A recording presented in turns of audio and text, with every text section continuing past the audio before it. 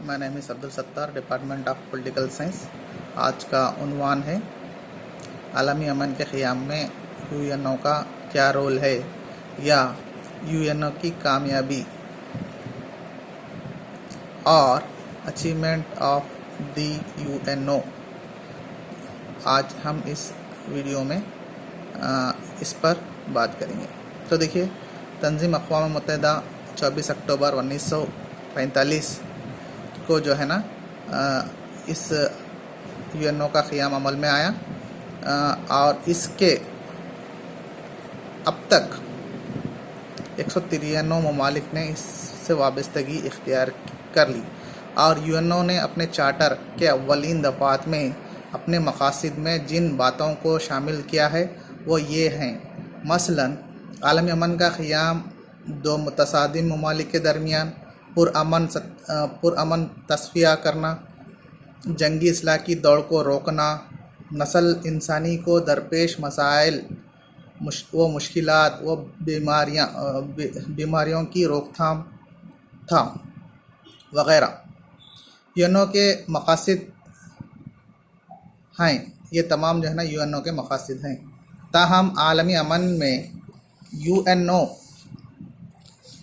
की किस हद तक कामयाब हुई है उसके बारे में जो है ना ज़िक्र करेंगे। तो देखिए, यूएनओ की कामयाबियाँ आम तौर पर इस तरह से की जाती हैं कि सियासी कामयाबियाँ, माशी कामयाबियाँ और जो है ना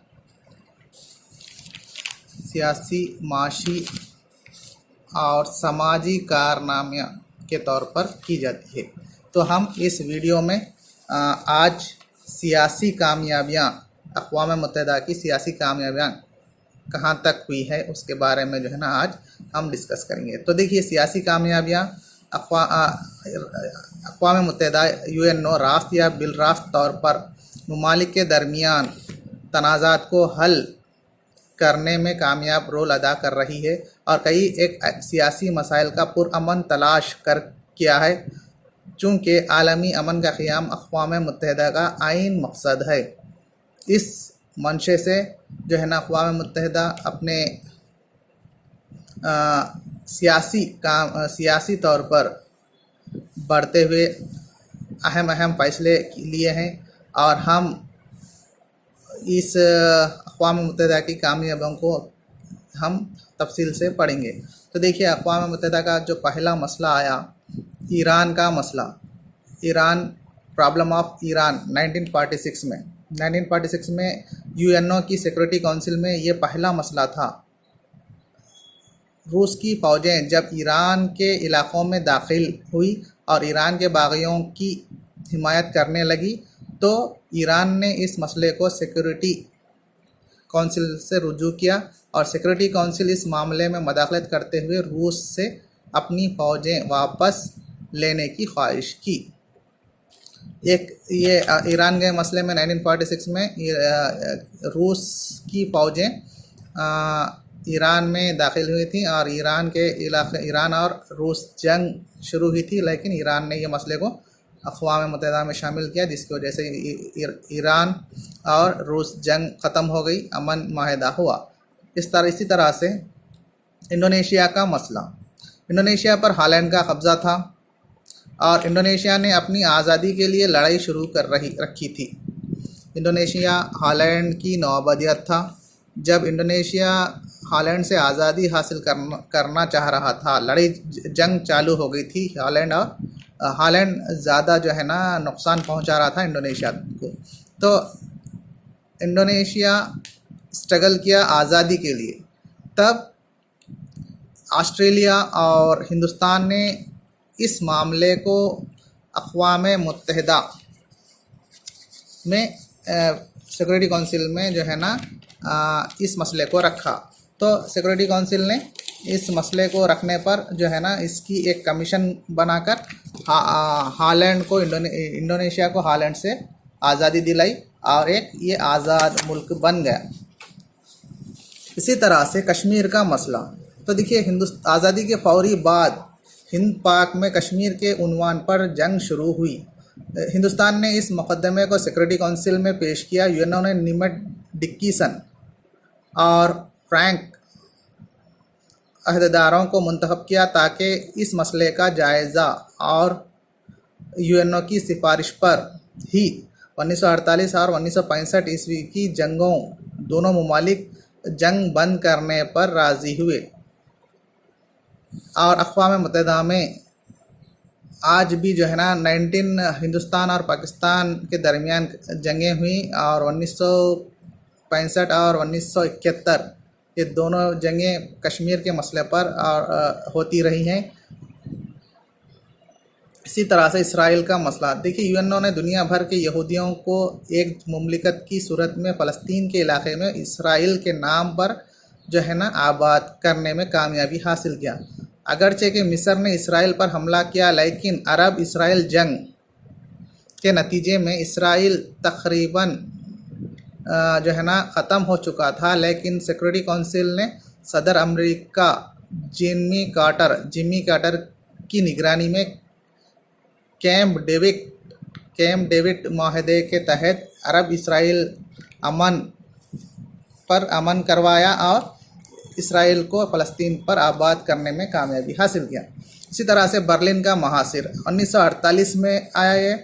روس نے جرمن شہر برلن کا محاصرہ کیا۔ فرانس، برطانیہ اور امریکہ نے سیکورٹی کونسل کے ذریعے گفتگو شریک کے بعد اس مسئلے کو حل کیا۔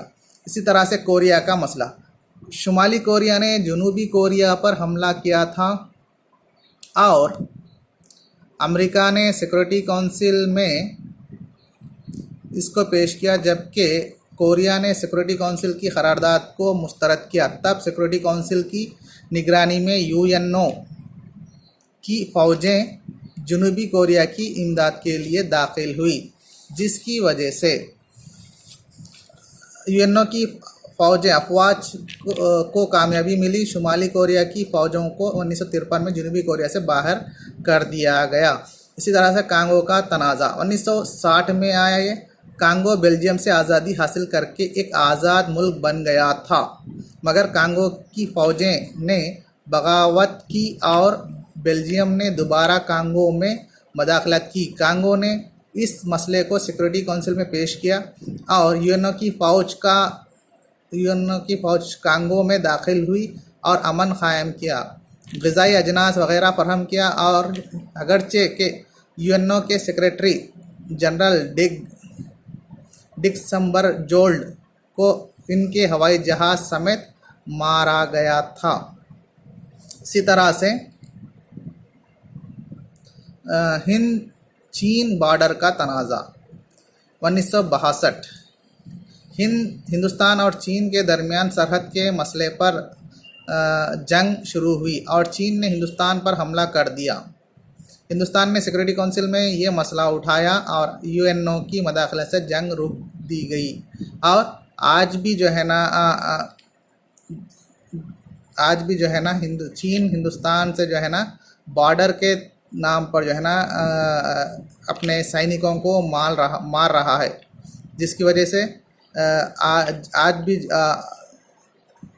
آج بھی ہندوستان چین کے درمیان 1962 میں جنگ ہوئی تھی، اور اب اس طرح کی حرکتیں کر رہا ہے چین کے بارڈر کے نام پر ہندوستان میں اپنے فوجوں کو بھیج کر اپنے فوجوں کو غیر قانونی طور پر مار پیٹ کر رہا ہے، جس سے اپنے فوجیوں کی جان جا رہی ہے۔ اسی طرح سے ترک اصلاح کے مسائل، تو دیکھیے UNO کی رہنمائی میں 1946 میں ایٹامک انرجی اور 1947 میں ایٹامک آرمز کمیشن اور 1952 میں ترک اصلاح کمیشن قائم کیا گیا۔ ان کمیشنوں کے نتیجے میں امریکہ، روس اور برطانیہ کے درمیان جون 1963 کو ایک معاہدہ ہوا، جس سے ایٹمک تجربات پر پابندی لگائی گئی۔ پھر 1970 میں ان تینوں ممالک نے واشنگٹن میں ایک معاہدہ کیا، جس میں ایٹمی ہتھیاروں کی تیاری پر پابندی لگائی گئی۔ پھر مئی 1972 میں امریکہ روس کے سربراہ UNO کے پرچم تلے ماسکو میں جمع ہوئے اور اصلاح کی کمی پر ایک معاہدہ ہوا جس کی شناخت جنرل اسمبلی نے کی تھی۔ اس طرح عالمی امن کے قیام میں UNO کے 59 سالہ خدمات پر تاریخ کی ایک ڈائری بن چکی ہے، جس کی وجہ سے اقوام عالم نے اپنے اعتماد اور عقیدت کے گلدستے پیش کیے۔ تو اس طرح سے اقوام متحدہ اپنے سیاسی طور پر، معاشی طور پر، سماجی طور پر، یعنی کہ دیکھیے سماجی طور پر، معاشی طور پر اقوام متحدہ کئی کام کیے ہیں۔ جیسے UNO نے چند ادارے قائم کیے، جیسے IRD، IMF، IDA، ایسے جو ہے نا ادارے قائم کر کے جو ہے نا ممالکوں کو جو ہے نا قرض جات، معاشی طور پر مدد کی۔ سماجی کارنامے یا خدمات میں WHO، ورلڈ ہیلتھ آرگنائزیشن کے ذریعے، UNICEF بچوں کی تعلیم اور بہبودی کے لیے کام کرتا ہے۔ اسی طرح سے UNESCO اس تنظیم کے ذریعے ناخواندگی کو دور کرنے کے پروگرام چلاتا ہے۔ اس طرح سے جو ہے نا اور اپرتھائڈ کو 1975 کو سال برائے خواتین منایا گیا اور مردوں کے برابر درجہ دیا جائے۔ 1973 تا 1983 کو یہ اشرہ برائے خاتمہ نسل امتیازی اپرتھائڈ منایا گیا، اور ہر سال 24 اکتوبر کو UNO کا دن، عالمی ترقی و معلومات کا دن منایا جاتا ہے، اور 2004 عیسوی کو سال برائے ایڈز منایا گیا۔